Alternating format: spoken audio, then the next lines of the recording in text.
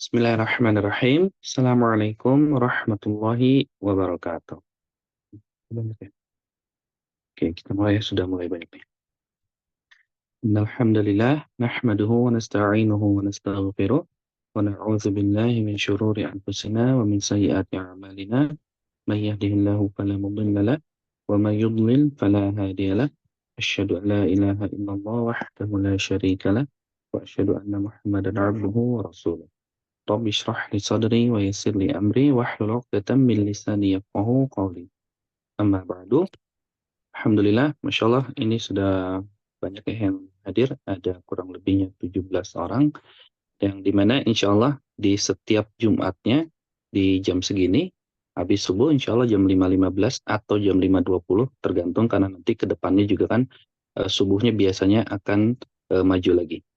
Nah, kita akan mulai dan kita akan terus adakan kajian ini, yaitu kajian yang sifatnya berkaitan dengan ilmu wakaf dan ibtida. Nah, bagi yang belum tahu apa itu ilmu wakaf dan ibtida, jadi ilmu wakaf dan ibtida itu adalah ilmu yang menjelaskan tentang bagaimana caranya kita memotong ayat agar ayat tersebut tidak merubah makna. Misalnya nih, di Al-Quran itu kan ayat-ayatnya nggak ada ada yang pendek, ada juga yang panjang. Kalau yang pendek mungkin kita bisa baca sampai akhir ayatnya. Tapi kalau yang panjang, kadang kan nafas kita nggak kuat. Nafas kita pendek, nggak kuat untuk sampai ke akhir ayat, akhirnya kan kita terpaksa harus memotong. Kalau ternyata di situ tidak ada tanda wakaf, otomatis kan kita harus memotong sesuai maknanya sebetulnya. Jadi bukan sesuai feeling. Begitupun ketika kita ingin memulai kembali bacaannya, kan setelah dipotong kita harus memulai lagi. Nah, ketika memulai lagi, kita juga harus memulainya dari kata yang tepat. Nah, itu wakaf dan ibtida. Jadi wakaf itu cara kita memotong ayatnya di mana supaya maknanya tidak berubah, dan ibtida adalah di mana kita harus memulai kembali supaya maknanya juga tidak berubah. Jadi salah wakaf nantinya bisa berubah, salah ibtida juga nantinya akan berubah.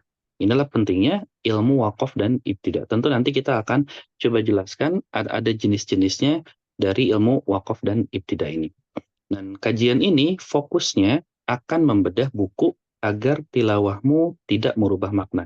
Di mana buku ini adalah buku yang kami tuliskan, buku dasar yang bisa digunakan oleh teman-teman yang ingin belajar wakaf ibtida. Jadi dalam buku ini ada beragam macam kaidah-kaidah dasar yang bisa kita terapkan nantinya di dalam proses wakaf ibtida. Di mana fokus yang akan kita fokuskan dalam kajian ini atau dalam bedah buku ini nantinya ada pada surat Al-Baqarah, insya Allah. Karena surat Al-Baqarah termasuk surat yang panjang, baik dari jumlah ayatnya juga paling banyak, dan juga dari ayat-ayatnya itu ada yang satu baris, ada yang dua baris, bahkan ada juga yang sampai satu halaman itu baru satu ayat. Nah, kita akan pelajari itu ke depannya, insya Allah. Nah, pertanyaannya, tadi kan kita sudah tahu ya, wakaf ibtida itu apa? Wakaf itu cara kita memotong ayatnya, dan kedua, ibtida itu cara kita memulai kembali bacaan Al-Quran. Nah, pertanyaannya, kenapa ilmu ini begitu penting? Karena ilmu ini tuh sebetulnya adalah ilmu yang jarang sekali dibahas, karena kebanyakan orang kalau misalnya belajar baca Quran atau belajar Quran, yang selalu dibahas itu paling sering itu adalah ilmu tajwidnya atau ilmu makharijul hurufnya. Selalu di dua poin itu. Sedangkan ilmu wakaf ibtidanya ini pembahasan yang jarang sekali dibahas. Padahal ilmu wakaf ini adalah ilmu yang begitu penting untuk menentukan maknanya. Dan dalam surat Al-Muzammil, Allah Subhanahu wa taala kan berfirman, "Warattilil Qur'ana tartila." Dan bacalah Al-Qur'an dengan tartil. Nah, tartil yang dimaksud di sini, kalau kita melihat tafsiran-tafsiran para ulama, apalagi tafsiran yang dinisbahkan kepada Ali bin Abi Thalib, walaupun sanadnya tidak jelas, tapi dari sisi makna, para ulama mengatakan bahwa maknanya benar, yaitu makna dari warattilil Qur'ana tartila, membaca Al-Quran secara tartil adalah tajwidul huruf. Kita membaca Al-Quran, hurufnya itu harus benar, harus bagus, supaya huruf-hurufnya tidak tertukar. Misalnya huruf H dengan H. Kalau di bahasa kita kan cuma ada H. Kalau di bahasa Arab ada dua jenis H. Ada H, ada H. Nah, walaupun sama-sama disebut H, tapi cara keluarnya berbeda. Dan ketika kita salah mengucapkan, atau yang tadinya H dibaca H, atau yang tadinya H dibaca H, maka nanti maknanya akan berubah. Contoh misalnya, ketika kita baca surat Al-Fatihah, di situ kan di ayat keduanya ada Alhamdu.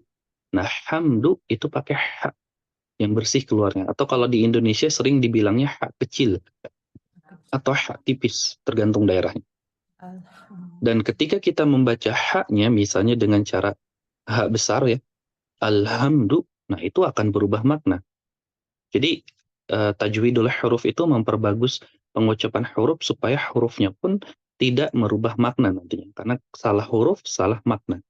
Kemudian dilanjutkan setelah tajwidul huruf, wa ma'rifatul wuquf. Kita tahu di mana aja kita harus memotong ayat-ayat atau berhenti atau wakaf. Karena ini juga adalah hal yang sering dilakukan oleh para sahabat Nabi Muhammad SAW di masa itu. Mereka itu nggak cuma semangat dalam mempelajari halal haramnya, tapi juga mereka semangat belajar di mana harus memotong ayat supaya ayatnya tidak merubah makna. Nah, realitanya hari ini ilmu wakaf ibtida itu banyak dilupakan. Sehingga kita banyak menemukan misalnya ketika ada seorang imam yang jadi imam sholat. Nah, banyak sekali imam-imam sholat yang salah dalam memotong ayat atau salah dalam memotong makna.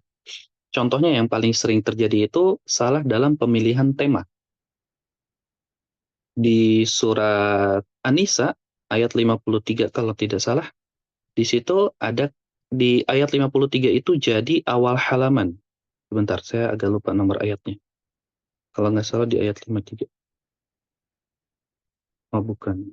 Oh, ayat 52-nya. Maaf, ayat 52. Surat An-Nisa ayat 52. Nah, surat An-Nisa ayat 52 itu jadi awal halaman. Surat An-Nisa ayat 52 jadi awal halaman. Biasanya kita ketika membaca Quran atau ingin membawanya ke dalam sholat, kita sering menjadikan awal halaman ini sebagai patokan kan. Misalnya hari ini atau di rakaat pertama halaman kedua, rakaat ketiga halaman ketiga misalnya. Atau nanti di sholat zuhur atau sholat maghrib misalnya. Rakaat pertamanya halaman 10, rakaat keduanya halaman 11. Jadi berpatokannya pada halaman. Padahal kadang di awal halaman atau di akhir halaman itu dari sisi makna, dari sisi cerita itu belum selesai. Seperti contohnya ini yang ada di surat An-Nisa ayat 52. Ayat 52 jadi awal halaman. Tapi kalimatnya seperti ini. Ulaikal ladzina la'anahumullah. Mereka itu adalah orang-orang yang dilaknat oleh Allah. Siapa mereka itu? Mereka itu tuh nanti kembali ke ayat-ayat sebelumnya. Jadi antara 51, 50 dan seterusnya ke belakang itu masih punya hubungan makna dengan ayat 52. Walaupun 52-nya, ayat 52-nya tersimpannya di awal halaman. Tapi karena kita nggak tahu kalau ternyata membaca Al-Quran tuh harus sesuai tema, harus sesuai cerita, ceritanya harus runut gitu. Nggak boleh dipotong-potong, apalagi pemotongannya salah, maka maknanya nanti akan berubah. Nah, ketika kita misalnya baca, Ula'ika allazina la'anahumullah. Ula'ika itu kan kata ganti. Mereka. Mereka itulah adalah orang-orang yang dilaknat oleh Allah. Nah, pertanyaannya, siapa merekanya? Kalau misalnya kita baca dari ayat itu. Merekanya ini kan harus kita jelasin siapa. Kalau kita nggak baca dari ayat sebelumnya, maka apalagi kalau di sholat ya, kalau dalam sholat, mereka ini nantinya akan merujuk ke kemana? Mereka akan merujuk pada orang-orang yang bilang amin. Karena dalam bahasa Arab, kata ganti itu akan dikembalikan kepada orang terdekat. Nah, orang terdekatnya siapa? Kita yang di belakang imam yang baca amin. Kita baca amin, kemudian setelah itu ulaika, seolah-olah imamnya bilang, nah mereka itu tuh yang tadi bilang amin, adalah orang-orang yang dilaknat oleh Allah. Nah, inilah pentingnya. Kenapa kita harus belajar wakaf ibtidah, terutama bagi imam. Atau juga bagi kita yang sedang menghafal Quran. Kemudian juga karena masih banyak yang baca Al-Quran ketika memotong ayat, maknanya jadi berubah. Nah, ini dua hal penting ya yang kami lihat gitu di lapangan, banyak sekali yang memang masih belum tersentuh gitu dengan ilmu wakaf dan ibtida. Karena begitu penting, dan ilmu wakaf ibtida ini kaitannya erat sekali dengan makna. Padahal ilmu ini membantu kita untuk bisa mentadaburi Al-Quran. Jadi kan kadang kita bingung ya, untuk membaca Al-Quran kok kita nggak memahami maknanya. Nah, ketika kita belajar wakaf ibtida, mau nggak mau, kita jadi harus mentadaburi ayat-ayat Al-Qurannya. Karena kan kita harus tahu, ini ayat 1 sampai berapa ya selesai temanya. Ayat 10 ini sampai berapa ya temanya. Seperti itu. Kemudian juga ilmu ini nantinya akan membantu kita yang punya nafas pendek, di mana harus motongnya.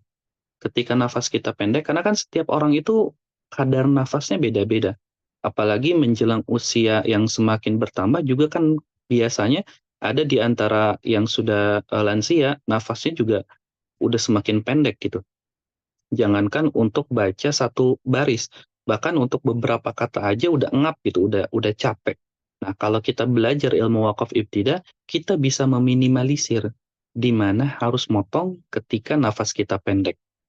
Kemudian juga ilmu ini itu akan membantu kita dalam menjaga makna-makna ayat Al-Quran. Karena seperti tadi yang dijelaskan, yang contohnya misalnya di surat An-Nisa tadi, ayat 52. Atau nanti misalnya di surat An-Nazi'at. Di juz-juz 30 juga sebetulnya banyak sekali terjadi kekeliruan-kekeliruan dalam pemotongan-pemotongan ayat. Baik ketika kita baca Quran atau saat jadi imam. Makanya kalau di sini misalnya ada yang ikhwan, dan ditunjuk jadi imam, nah penting untuk kita pelajari hal tersebut. Supaya apa? Supaya ketika baca Quran nanti di dalam sholat kita tahu kisahnya dibaca sampai ayat mana.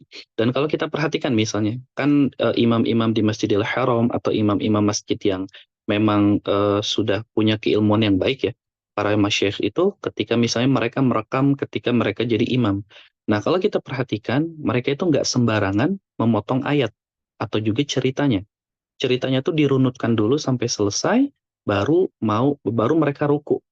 Dan ketika masuk ke rakaat kedua, sudah masuk ke cerita yang baru. Atau kalau misalnya temanya panjang, mereka bagi dua, tapi pembagiannya itu dengan pembagian yang benar. Misalnya ada kisah, kisah orang yang masuk surga dengan kisah orang masuk neraka. Biasanya kan kalau ada ayat yang menceritakan surga, ada juga yang menceritakan neraka. Nah, biasanya rakaat pertamanya masuk ke orang-orang yang masuk surga, rakaat keduanya di orang-orang yang masuk ke neraka. Sehingga maknanya tuh nggak bercampur gitu. Maknanya tuh jadi nggak rancu. Kalau kita perhatikan dengan seksama ya. Coba deh, abis ini sambil nanti searching di YouTube, imam-imam sholat yang punya rekaman pada saat sholat, membawakan surat-suratnya pasti selalu runut gitu, cerita-ceritanya. Kenapa? Karena memang membaca Al-Quran harus diperhatikan juga ayat-ayatnya, kisah-kisahnya, sehingga kita jadi tahu ini ayat ini bercerita tentang apa, ayat itu berbicara tentang apa, dan seterusnya. Dan ilmu wakaf yang akan kami jelaskan ini nantinya terbagi jadi dua. Ilmu wakaf yang akan kami jelaskan ini nantinya akan terbagi jadi dua. Ada wakaf sesuai tema. Nah, wakaf sesuai tema itu maksudnya cerita-ceritanya, runtutan ceritanya. Kayak tadi, ayat 52. Atau nanti di surat An-Nazi'at deh misalnya. An-Nazi'at kan di juz 30 ya. An-Nazi'at kalau kita lihat, satu halaman pertamanya, ayat 1 sampai 15. Di halaman berikutnya, ayat 16 sampai ayat 42 ya, 46 saya agak lupa nih. Intinya sampai akhir lah. Yang dimana halaman berikutnya itu dimulai dari ayat 16. Sedangkan di halaman pertamanya ayat 1 sampai 15. Tapi dari sisi makna, dari sisi cerita maaf, ayat 1 sampai 14 itu tema tersendiri. Ayat 15 ini nyambung nanti ke ayat 16. Temanya ya, temanya atau ceritanya itu nyambung ke ayat 16. Nah, ketika kita nggak tahu hal ini, biasanya kita ketika membacanya di dalam sholat, kita baca ayat 1 sampai 15 rakaat pertama, rakaat keduanya ayat 16 sampai seterusnya, misalnya sampai 30. Nah, ini sebetulnya dari runtutan cerita agak aneh. Kenapa agak aneh? Karena ketika kita baca di rakaat pertama misalnya, Kan kita nanti wakaf. Hal ataka haditsu Musa. Apakah telah datang kepadamu kabar tentang Musa? Terus kita ruku. Ini kan masih menggantung ya. Kabar apa yang ada di kisahnya Musa? Masih belum jelas gitu. Kisahnya apa? Terus tiba-tiba ruku. Masih menggantung lah ceritanya. Terus ketika masuk ke rakaat kedua, kita langsung baca iznadahu rabbuhu bilwadil muqaddasi tuwa. Ketika dipanggil di Bukit Tua. Tapi dipanggil di sini nggak akan bisa diterjemahkan dengan Nabi Musa. Walaupun kalau kita lihat di Al-Quran, dia terjemahkannya di dalam kurung Musa. Kenapa dalam kurung Musa? Karena ayat 15-nya memang sedang membahas tentang Nabi Musa. Tapi kalau kita potongnya di ayat 15 dan melanjut di rakaat kedua dari ayat 16, maka Musa ini udah hilang. Kenapa? Karena kata gantinya udah nggak bisa balik lagi ke Musa. Musanya udah jauh tadi kita potongnya, udah jedanya udah terlalu lama. Jeda ruku, jeda i'tidal, jeda sujud, jeda duduk di antara dua sujud, kemudian nanti bangkit lagi dan baca surat Al-Fatihah lagi, itu kan jedanya cukup panjang. Nah, sedangkan tiba-tiba baca ke ayat iznadahu rabbuhu bil wadil muqaddasi tuwa, akhirnya ceritanya jadi rancu. Rakaat pertama rancu karena belum selesai, rakaat kedua pun jadi rancu. Siapa yang dipanggil? Belum jelas gitu. Siapa orang yang dipanggil nih. Nah, itu wakaf sesuai tema. Kemudian ada juga wakaf pertengahan ayat. Nah, wakaf pertengahan ayat itu ketika misalnya ayat-ayatnya panjang. Nah, kita harus tahu di mana harus memotongnya. Ada kata-kata tertentu yang kita tidak boleh memotong di kata tersebut. Contoh misalnya, ada kata tajri. Ada kata tajri. Kata tajri ini biasanya sering ada dalam ayat-ayat yang sedang membahas tentang surga. Yang mana tajri min tahtihal anhar, mengalir di dalamnya surga-surga, mengalir dalamnya sungai-sungai. Tajri. Nah, ketika nafas kita pendek, misalnya kita bawakan di surat Al-Bayyinah ya. Al-Bayyinah kan juz 30. Jazauhum 'inda rabbihim jannatu 'adnin tajri. Kata tajri. Nah, ketika kita wakaf di kata tajri, maknanya udah bukan mengalir lagi, tapi maknanya jadi berlari. Kenapa bisa berubah? Karena tajri itu punya dua makna. Kalau tajrinya berdiri sendiri, tadi kan kita wakaf di tajri aja, berarti tajrinya berdiri sendiri. Kalau tajrinya berdiri sendiri, maknanya jadi berlari. Tapi kalau tajrinya kita kaitkan dengan mil tahtihal anhar, artinya jadi mengalir. Nah, ini adalah hal yang harus kita perhatikan juga ketika wakaf di pertengahan ayat. Ada beberapa kata yang tidak boleh sekali kita wakaf di situ. Karena kata-kata tersebut punya dua makna, seperti tajri, atau kata-kata yang lainnya, misalnya seperti kata tadi, kata ulaik, yang mana ulaik nggak boleh kita jadikan awal bacaan.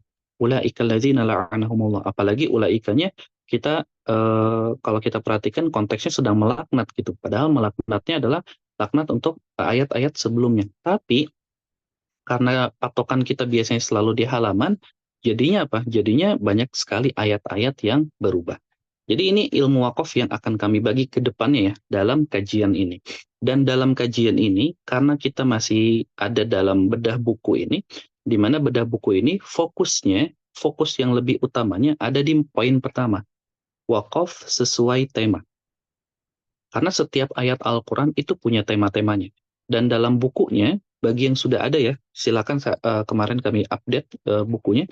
Ada tema-tema yang sudah kami tambahkan. Kedepannya mungkin akan ada beberapa lagi. Tema surat Al-Baqarah. Di mana ternyata surat Al-Baqarah itu dari ayat 1 sampai 286 itu punya banyak sekali tema. Nah, kalau kita ingin membaca Quran, atau kita ingin membacanya dalam sholat, kita harus membagi tema-tema ini. Contoh misalnya, ayat 1 sampai 20. Tema besarnya itu sedang berbicara tentang orang-orang, jenis orang-orang yang dihadapkan dengan Al-Quran. Ada orang yang beriman, ada orang yang kafir, ada juga orang yang munafik. Orang beriman dilihat dari ayat 1 sampai 5. Orang kafir ayat 6 sampai 7, orang munafik ayat 8 sampai 20. Nah, kalau kita tahu pembagian itu, enak kan ke kitanya? Kita harus baca dari ayat mana ke ayat mana, misalnya dalam sholat, atau ketika murojaah, atau ketika menghafal. Jadinya kita bisa tetap menjaga makna-makna ayatnya.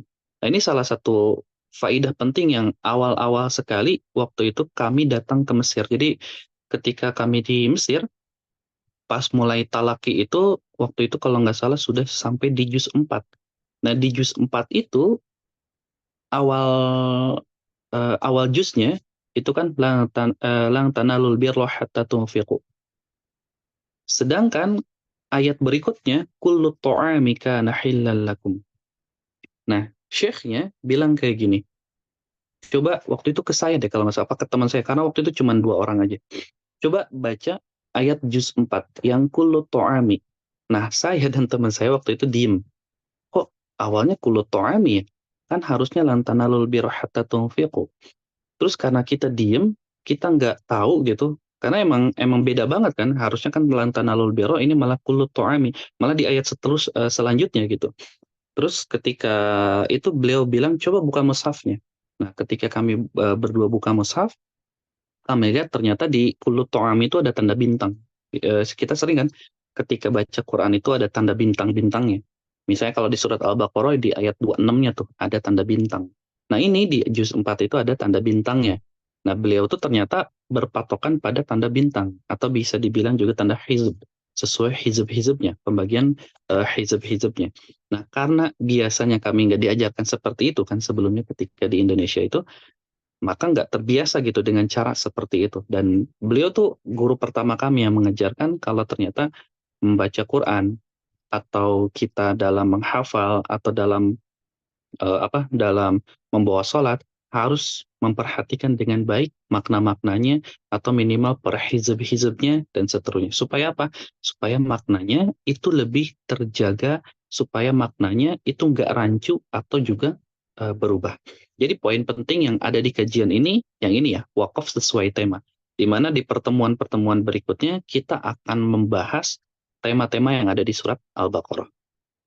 Kalau wakaf pertengahan ayat ada beberapa kaidah aja yang kami sebutkan di situ, kaidah-kaidah dasar yang bisa dipahami oleh pemula atau oleh orang awam. Karena tentu kalau kita pengen belajar wakaf pertengahan ayat, perlu ilmu-ilmu tertentunya. Ada runut gitu ilmu-ilmunya. Kami juga sebenarnya punya kelasnya di sini, cuman karena ini konteksnya bedah buku, jadi kita fokuskan di poin pertama, dan kalau poin kedua itu nanti di kaidah-kaidah dasarnya aja yang akan kita ajarkan, supaya walaupun kita pemula, kita minimal ngerti bayangannya lah. Ngerti bayangannya harus di mana ketika wakaf. Buat kita yang pemula, yang apalagi nggak tahu sama sekali ilmu bahasa Arab, nggak tahu sama sekali ilmu tafsir, dan seterusnya. Nah, problem kita dari 2 jenis wakaf itu, problem kita ya, berarti hal yang selama ini kita sering alami dan sering kita ngalamin kesulitan dari kedua jenis wakaf itu adalah, pertama, kita itu tidak tahu sama sekali ilmunya. Kita tidak tahu kalau ternyata membaca Quran harus sesuai tema. Kita nggak tahu kalau ternyata ada beberapa kata yang kita nggak boleh wakaf di situ. Yang kita juga nggak boleh memulai lagi di situ. Kalau nggak boleh wakaf kayak tadi di kata tajri, yang nggak boleh memulai lagi kayak tadi di kata ulaik. Ternyata di kata-kata tersebut itu adalah 2 kata yang dalam tanda kutip terlarang ya. Kalau kita memang nggak memperhatikan temanya, atau juga nggak memperhatikan kalau ternyata kata-kata tersebut itu punya 2 makna. Nah, karena salah makna karena salah penempatan atau salah wakaf, nantinya bisa menimbulkan pada salah makna. Atau mungkin Bapak Ibu yang biasanya sering ikut kajian tajwid dan misalnya pembelajaran tajwid kan sering dijelaskan tuh oleh ustadz dan ustazahnya, kalau salah huruf, salah makna. Nah, kalau kajian ini kita fokusnya salah wakaf, salah makna. Jadi salah wakaf akan salah makna, salah memilih kata juga nantinya akan salah makna. Nah, karena nggak tahu sama sekali ilmunya, kita jadi nggak paham ternyata makna ayat itu harus dijaga. Nah, karena tidak paham, jadinya kita nggak tahu harus memotongnya di mana supaya makna ayatnya itu nggak berubah. Nanti kita jelasin nih jenis-jenis perubahan. Jadi ada ayat yang berubah, ada ayat yang jadi rancu ayatnya, atau juga ayatnya itu jadi nggak sesuai dengan kandungan ayatnya. Nah, yang kedua, kita jadi nggak paham maknanya juga. Ketika kita nggak paham atau nggak belajar wakaf ibtida, kita juga jadi nggak paham maknanya. Nah, karena nggak paham maknanya, kita jadi sulit memilih tempat memotongnya. Ini jenis wakaf yang kedua tadi ya, pertengahan ayat. Karena salah satu kaidah yang bisa kita terapkan itu dari paham makna ayatnya. Nah, nanti kita akan berikan gambarannya gimana pemula itu bisa tahu gambaran secara globalnya dulu, walaupun belum tahu ilmunya. Nah, karena nggak paham makna ayatnya, jadi kita sulit memilih tempat memotongnya. Motongnya harus di mana ya? Karena nggak paham maknanya. Kemudian juga karena nggak paham maknanya, kita jadi nggak bisa mentadaburinya. Ya kan, kita baca Quran nih, tapi kayak rasanya hampa gitu. Kok rasanya tuh kayak nggak benar-benar menyentuh gitu hati kita tuh. Padahal kalau dalam Al-Quran, misalnya di surat Al-Anfal, Allah tuh jelaskan gitu, orang-orang yang beriman itu ketika dibacakan Al-Quran, hatinya tuh bergetar. Kenapa bisa bergetar? Karena mereka tahu maknanya, tahu artinya. Jadi ketika ayat itu dibacakan, mereka tuh kayak tersentuh sekali gitu hatinya. Nah, karena kita nggak paham maknanya, kadang kita nggak bisa merasakan hal ini. Jadi ketika membaca Quran, kayak ya udah lost aja gitu, kayak nggak ada apa ya, kayak nggak tersentuh gitu hati tuh, kayak ini ayatnya apa ya. Kemudian karena kita nggak bisa mentadaburinya, karena kita nggak paham maknanya, kita nggak bisa mentadaburinya, kita juga jadi kesulitan untuk mengamalkannya. Iya gak? Kita jadi sulit mengamalkannya karena kita pengen nih bisa mengamalkan. Misalnya ini ayatnya bercerita tentang hari akhir. Apa ya yang bisa kita amalkan dari iman kepada hari akhir? Atau misalnya, oh ayat ini sedang bercerita tentang Abu Lahab deh, misalnya di juz 30. Apa yang bisa kita amalkan ya, supaya kita terjauh dari sifatnya Abu Lahab ini? Atau misalnya ketika kita baca surat, apa ya, surat Al-Kahfi misalnya. Kan Al-Kahfi itu kita sering baca tuh rutin, malam Jumat, malam kemarin, atau hari ini nih, hari Jumat. Karena kan kita pengen tahu ya, misalnya di situ ada kisahnya Zulkarnain, ada kisahnya dua pemilik kebun gitu. Ada kisah juga apa ya, kisah, coba sebentar saya lihat dulu kisah-kisahnya, ada 10 tema di sini. Di surat Al-Kahfi itu misal, oh ya, ada kisah Ashabul Kahfi misalnya. Nah, kisah Ashabul Kahfi itu gimana ya cara kita mengamalkannya? Yang mana mereka itu tertidur lama, terus apa sih poin dari kisah itu gitu, supaya kita tuh tahu kisahnya, kita bisa mengamalkannya. Kan kalau kita bisa mengamalkannya, jadi keseharian itu kayak Quran berjalan gitu. Makanya ibunda kita Aisyah radhiyallahu anha itu pernah menyampaikan bahwa Rasulullah itu akhlaknya ya Al-Quran gitu. Apa yang disampaikan di Al-Quran, ya beliau amalkan semuanya. Kenapa? Karena tahu maknanya. Sedangkan kita hari ini justru nggak paham maknanya. Karena nggak paham maknanya, nggak bisa tadabur. Karena nggak bisa tadabur, jadinya nggak bisa mengamalkannya. Padahal poin penting dari membaca Quran itu kan di proses pengamalannya. Nah, yang ketiga yang jadi problem kita itu dalam wakaf ibtidah, nafas kita pendek. Misalnya nih, di usia saya sekarang usia 30 tahun. Nah, di usia saya yang 30 tahun, teman-teman saya nafasnya juga beda-beda. Jadi jangan dulu dikaitkan, oh karena saya udah tua atau karena saya ada penyakit dan seterusnya. Kadang yang muda-muda pun itu memang punya nafas yang pendek. Selain mereka punya penyakit misalnya, tapi juga ada yang qadarullah nafasnya pendek. Nah, ketika nafas kita ini pendek, kita kan jadi bingung ya. Apalagi tadi yang ternyata jazaohum 'inda rabbihim jannatu 'adnin tajri, ketika kita kuatnya cuma sampai di situ, ternyata tajrinya nggak boleh wakaf di situ. Kita nggak boleh wakaf di situ, karena kalau wakaf di situ ternyata malah maknanya berubah. Ini kan jadi problem lagi ya ke kitanya. Makanya ketika kita punya nafas pendek dan belajar wakaf ibtidah, itu akan meminimalisir kesalahan kita. Jadi minimal kita tahu loh, oh di sini nih saya harus wakafnya. Oh di sini nih saya harus memulai kembali bacaannya. Sehingga walaupun nafasnya pendek, kita jadi tahu di mana harus memotong, di mana harus memulai kembali agar maknanya tidak berubah. Nah, ini poin penting nih. Ketika nafas kita pendek kan kita jadi sembarang memotong ya, sehingga nanti ada makna ayat yang berubah. Contoh makna ayat yang berubah apa? Yang tadi, jazaohum 'inda rabbihim jannatu 'adnin tajri. Di mana balasannya malah diberikan surga Aden yang berlari. Padahal maknanya bukan surga Aden yang berlari, tapi surga Aden yang mengalir. Atau juga misalnya makna ayat yang berubah itu ketika di surat An-Nisa juga, ayat 43 kalau nggak salah. Ya ayyuhalladzina amanu la taqrabus shalah. Misal kita wakaf di situ ya, misal ini misal aja. Bukan saya sengaja wakaf di situ. Wahai orang-orang yang beriman, jangan kalian dekati sholat. Nah, ini kan rancu ya. Ayatnya berubah ya. Harusnya kan Ya ayyuhalladzina amanu la taqrabus sholata wa antum sukara. Wahai orang-orang yang beriman, jangan kalian dekati salat dalam kondisi mabuk. Jadi Allah tuh sebenarnya melarangnya bukan bukan melarang mendekati salat, tapi melarang orang-orang yang dulunya karena pengharaman khamar itu bertahap. Nah, salah satu tahapan dari ayat khamar itu yang ini, ayat ini. Jadi jangan dipahami ya, kalau oh berarti kita boleh minum khamar nih. Enggak, itu ayat yang ada tahapan dalam pengharaman khamar. Nah, ketika Allah berfirman seperti itu, ya ayyuhalladzina amanu la taqrabus sholata wa antum sukara, itu lebih mending maknanya daripada ketika kita wakaf, ya ayyuhalladzina amanu la taqrabus sholat. Wahai orang yang beriman, jangan kalian dekati sholat. Seolah-olah kan Allah melarang sholat. Padahal di banyak ayat, di banyak hadis, justru sholat itu jadi tiang agamanya. Nah, ketika kita salah wakaf, maka maknanya juga jadi berubah. Kalau maknanya jadi rancu, itu kayak gimana? Contohnya misalnya, Bapak Ibu pernah lihat ini nggak? Pernah lihat kalau kita baca Quran kan suka ada tanda mu'anaqah. Tanda mu'anaqah itu tanda titik tiga. Yang di surat Al-Baqarah tuh, Zalikal kitabu la raib. Nah, itu kan tanda titik tiga. Fihi itu juga tanda titik tiga. Hudal lil muttaqin. Baru masuk ke akhir ayatnya. Nah, ketika kita menemukan tanda titik tiga, biasanya ini yang sering kami temukan dalam talaki, karena kami juga punya kelas-kelas talaki. Nah, di kelas talaki itu biasanya ada yang qadarullah karena belum tahu tanda-tanda wakaf dan makna dari tanda-tanda wakaf, seringnya memotongnya kayak gini. Zalikal kitabu la raib fi hudal lil muttaqin. Jadi semua tanda mu'anaqahnya atau semua tanda titik tiganya dia berhenti.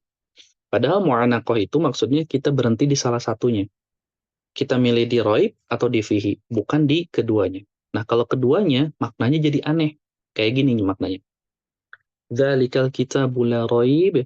Itulah kitab yang tidak ada keraguan. Kemudian kan kita udah jelas nih, oh kitab ini nggak ada keraguan. Kitabnya maksudnya Al-Quran. Kemudian kita lanjut lagi, karena kalau kita wakaf itu kayak kita mulai kalimat baru gitu. Berarti kalimat itu kan udah selesai. Kemudian kita mulai kalimat baru di dalamnya. Nah, apa yang dimaksud dengan di dalamnya?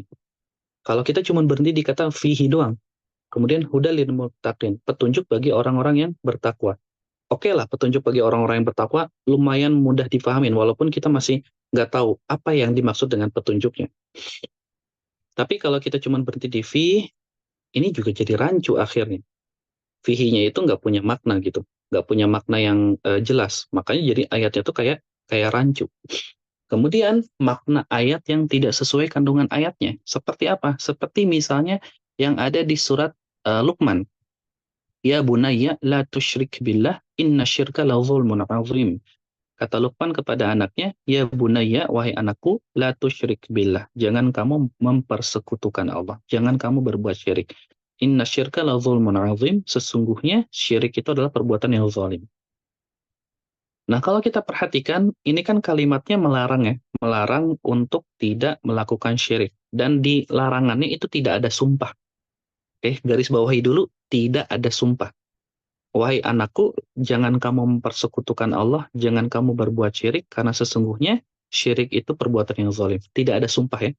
Nah, ketika kita wakaf kayak gini, ya bunayya la tusyrik billah, wahai anakku, jangan kamu mempersekutukan Allah. Nah, biasanya ketika kita wakaf, kita kan kadang milih mengulang kata sebelumnya ya.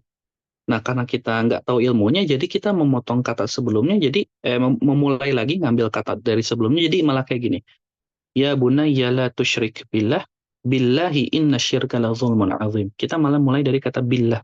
Billahi inna syirka la zulmun azim.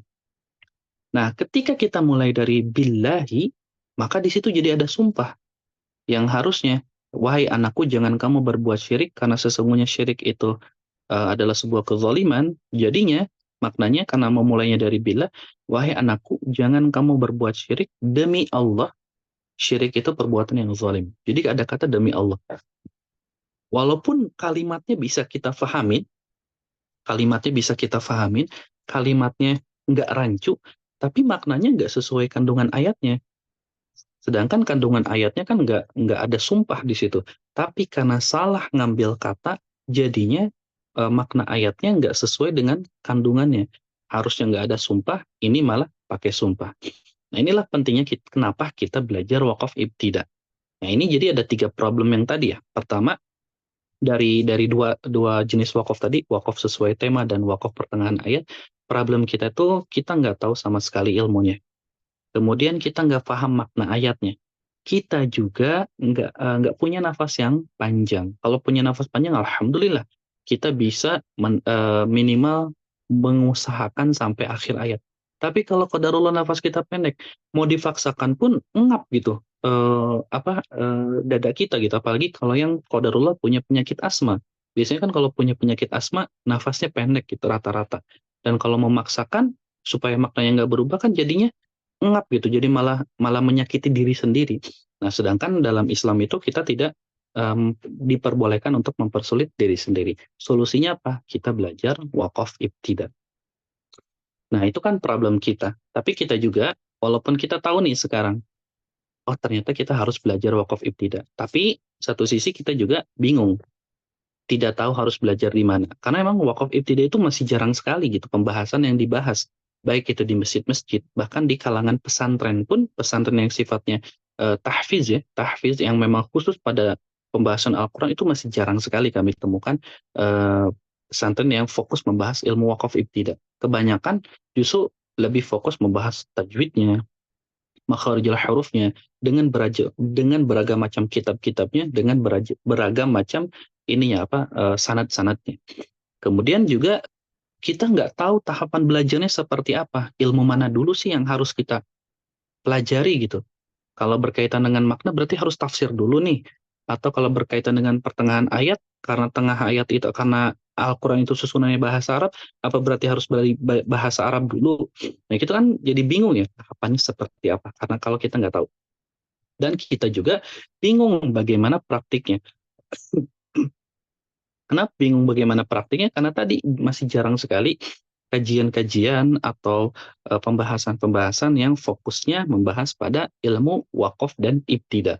Jadi nggak tahu belajar dari mana, nggak tahu tahapannya dari mana, kemudian juga bingung gimana praktiknya, gimana penerapannya, dan seterusnya. Nah itulah kenapa kajian ini kami adakan.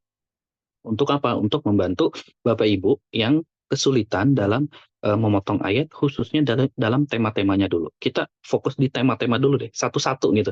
Nggak langsung sekaligus semuanya kita cemplungin. Tapi kita belajar step by step, bertahap gitu. Kita temanya dulu, kalau tema sudah mulai tergambar, oh Al-Baqarah tuh bacanya dari sini sampai sini, atau dari sini sampai sini. Ketika misalnya kita jadi imam, atau ketika kita jadi membaca Al-Quran, atau ketika kita sedang murojaah dan seterusnya. Kita jadi tahu, oh ayat ini dibacanya sampai ayat ini, atau ayat ini dibacanya sampai ayat itu, dan seterusnya. Sehingga minimal sekali ya, temanya terjaga dulu. Walaupun pertengahan ayatnya misalnya mungkin masih banyak berubah. Tapi setidaknya kita sudah memperbaiki satu sisi yang memang kita nggak tahu juga gitu. Nanti pelan-pelan kita pelajari yang sisi yang lainnya, yaitu wakaf pada pertengahan ayat. Dan kajian ini nantinya akan fokus membedah buku agar tilawahmu tidak merubah makna. Yang tadi kita sampaikan di awal ya, kajian ini fokusnya di sini, agar tilawahmu tidak merubah makna, di mana dalam buku ini kami itu menuliskan beberapa kaidah dasar, yang mana kaidah dasar ini fokusnya nanti di pertengahan ayat, yang jadi Bapak Ibu mulai punya gambaran lah gimana wakaf di pertengahan ayat. Dan kajian ini insya Allah kita adakan setiap pekan. Mudah-mudahan bisa hadir semua. Karena kalau hadir insya Allah bisa tanya jawab. Tapi kalau nggak hadir, nah ini agak agak repot nih nanti tanya jawabnya. Apalagi kalau nggak nyimak rekaman ya. Makanya kalau misalnya qadarullah nggak bisa hadir, minimal simak dulu rekamannya. Jadi ketika nanti di grupnya kami buka sesi tanya jawab, agak nyambung gitu dengan pembahasan-pembahasan yang kita bahas di hari Jumat. Tapi kalau si rekaman yang nggak disimak, kemudian nanya, nah biasanya nanti tuh kita akan bingung lagi. Contoh ya, biasanya itu ketika nggak menyimak rekaman, kemudian nggak ngikutin pelajarannya dengan baik, kemudian tiba-tiba kita bertanya misalnya pertanyaan yang sebetulnya sudah dijawab atau sudah dijelaskan. Seperti misalnya kayak tadi wakaf mu'anaqah, wakaf titik tiga. Loh, kenapa kita nggak boleh wakaf di kedua-duanya? Nah, sebetulnya kan itu sudah kita jelaskan. Kalau misalnya kita wakaf di dua kata tersebut atau di dua tanda tersebut, maka makna ayatnya nantinya jadi rancu. Kayak tadi, zalikal kitabul la raib, kitab itu tidak ada keraguan, tiba-tiba kita bilang di dalamnya, di dalam apa? Hudal lil muttaqin, petunjuk bagi orang-orang yang bertakwa. Kan jadi agak rancu ya di kata fihinya.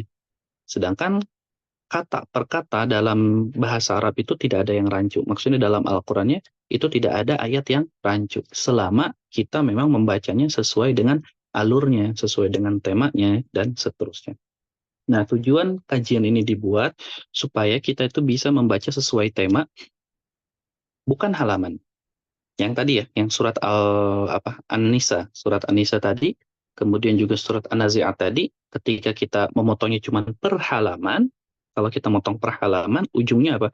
Ujungnya nanti ada makna ayat yang berubah, makna ayatnya jadi rancu, kayak tadi surat An-Nazi'at, rakaat pertama 1 sampai 15. Sedangkan 15 ini awal kisah. Kemudian kita mulai langsung di 16. Nah, 16 ini kelanjutan kisah dari ayat ke 15 tadi. Nah, itu kan jadi rancu. Begitupun tadi surat An-Nisa misalnya, ayat yang 52-nya. Ketika kita baca di awal langsung di ayat 52-nya, sedangkan sebelumnya nggak kita baca, makna ayatnya jadi rancu lagi. Apalagi kalau dibawa ke dalam sholat. Seolah-olah orang yang bilang amin itu terlaknat semua. Padahal kan tidak seperti itu. Kita juga ingin bisa menjaga makna sesuai kisah dan konteks ayatnya.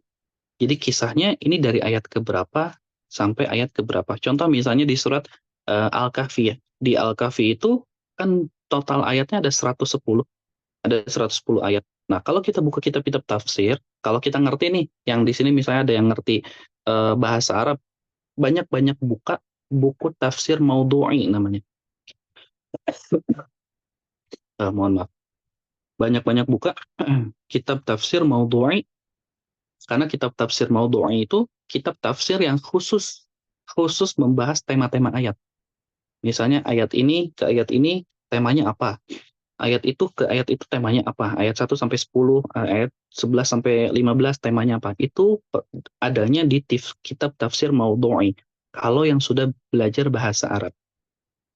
Tapi kalau yang belum belajar bahasa Arab, nah ini kan yang kadang bingung. Nah, saya kasih tahu nih. Ada 10 tema di surat di surat Al-Kahfi. Ayat 1 sampai 8 temanya beda. Ayat 9 sampai 27 temanya beda. Ayat 28 sampai 31 itu juga temanya beda. Jadi kalau kita lihat dari ayat 1 sampai 31 aja, itu ada 3 tema.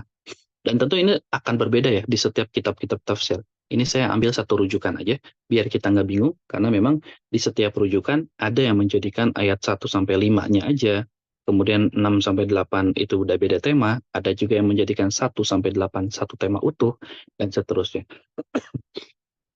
Aduh, mohon maaf ya, Qadarullah, pas kajiannya pas lagi kurang fit. Nah, seperti itu.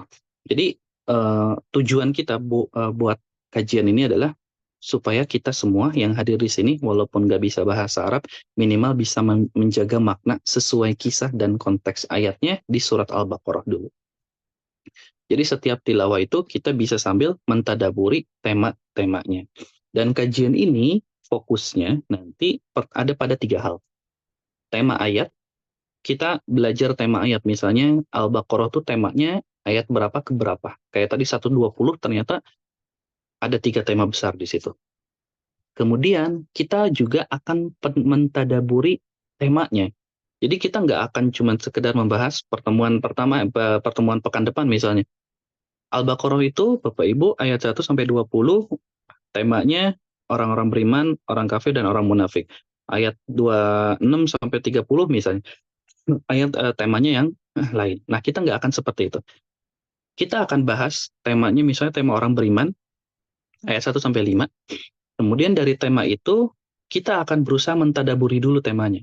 Karena tujuannya, supaya kita juga kenal dengan ayatnya, minimal tahu maknanya, tahu tadaburnya seperti apa. Dan di akhirnya, kita akan sama-sama belajar gimana cara ngamalin tema tersebut.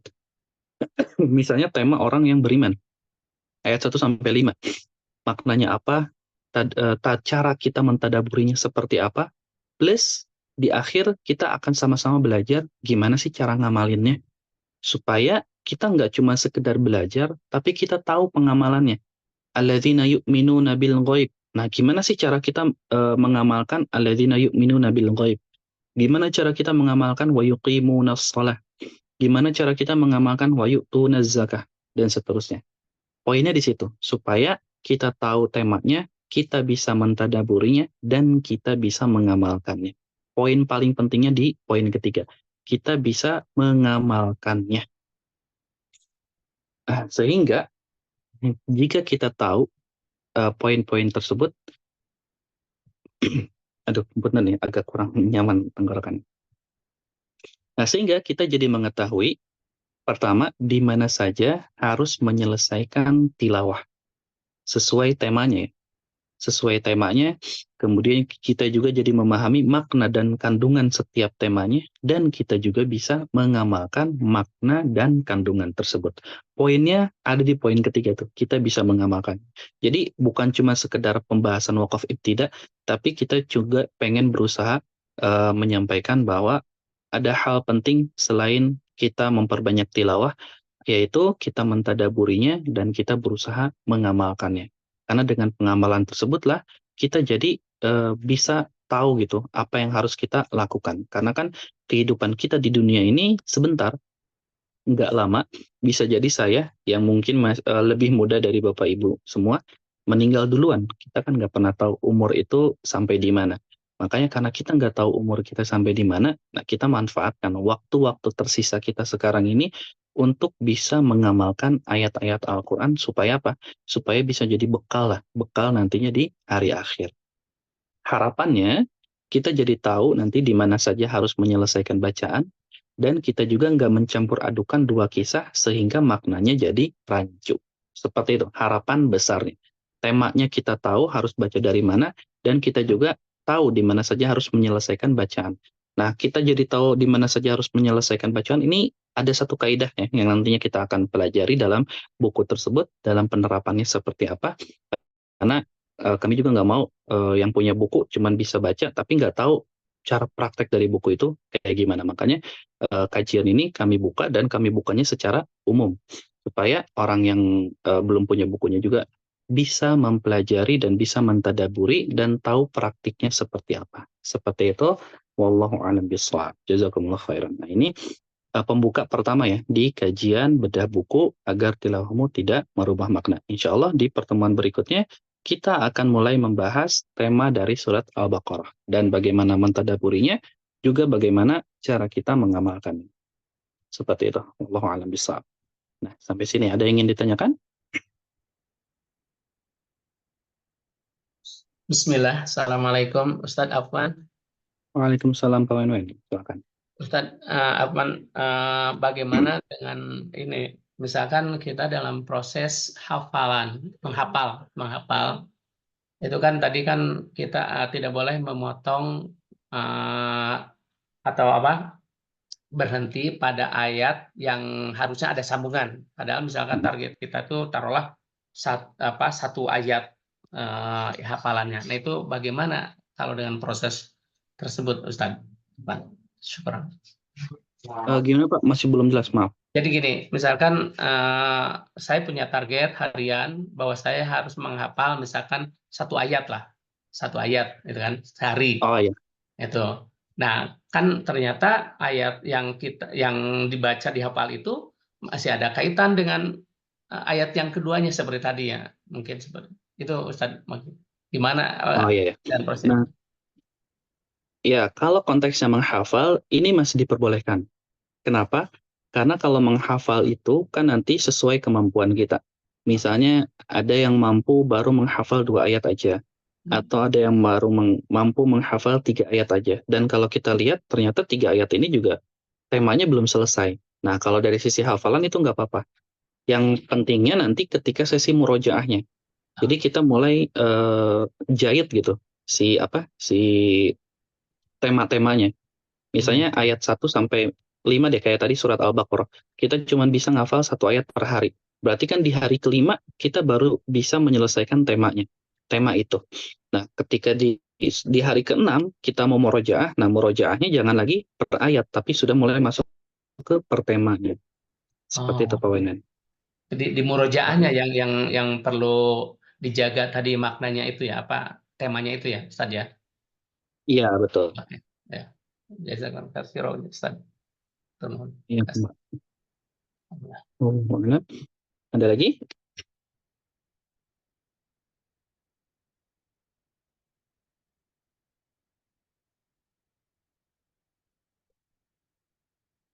Oke, nggak ada ya?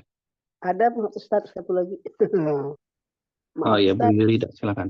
ya di Al-Quran itu kan ada tanda ain di pinggir untuk ayat-ayat akhir dari ayat untuk satu itu ain itu apakah itu maksudnya satu tema apa gimana? Oke, jadi Ain, ain ini, tanda oh, ain kalau kita lihat ya, di surat Al-Baqarah deh. ya, Tanda ain itu akan kita temukan di akhir ayat ke-20. Nah, ain ini tujuannya apa? Ain ini tujuannya supaya orang-orang yang jadi imam itu oh, bisa tahu ukuran rukunya sampai di mana. oh ya, Ukuran ruku tuh maksudnya berarti kalau kamu mau baca Al-Baqarah, baca dari 1 sampai 20. Nah, itu selesai itu ainnya. oh, Berarti baru boleh ruku. Jangan di ayat 19, jangan di ayat 18, karena belum selesai. Kenapa di oh, ayat 20? Karena ayat 1 sampai 20 itu tema besarnya. Tema tema, besar yang membicarakan tentang Al-Quran dan jenis-jenis orangnya. Tapi ya, kalau kita bahas tema kecilnya, nah nanti ada tema kecil 1 sampai 5, 6 sampai 7, 8 sampai 20. Seperti itu Bu Yurida. Tema oke ya, besar biasanya ini tuh. itu besar ya. Terima kasih Ustaz.